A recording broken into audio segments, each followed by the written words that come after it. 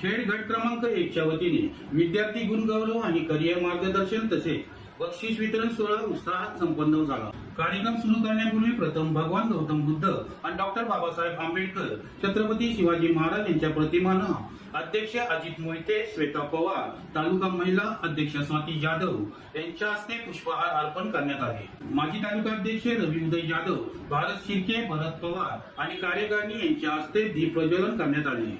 अमोल कांबळे आणि किशोर शिर्के यांनी बुद्धपूजा पाठ केलं।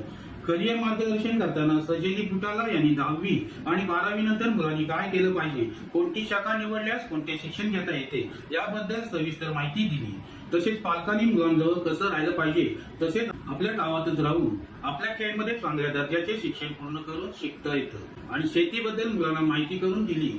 शिक्षण क्षेत्रात काही अडचणी आल्या संपर्क करा असे गटाला आश्वासित केले। खेड चाका हे सुशेल नंबर 1 चिचघर कोळकेवाडी या 5ही शाखेतील कार्यकारिणी महिला यांचा सत्कार करण्यात आला। त्यानंतर विद्यार्थ्यांचा गुणगौरव कार्यक्रम सुरू करण्यात आला। मुलांना प्रिपेड नोटबुक, फोटो सहित फोल्डर, एक पेन आणि सुजित जाधव यांनी प्रत्येक विद्यार्थ्याला पुस्तक भेट दिली। या कार्यक्रमाला महाराष्ट्र राज्यात प्रथम आलेल्या विद्यार्थी श्रेयस तांबे यांची आई उपस्थित होती।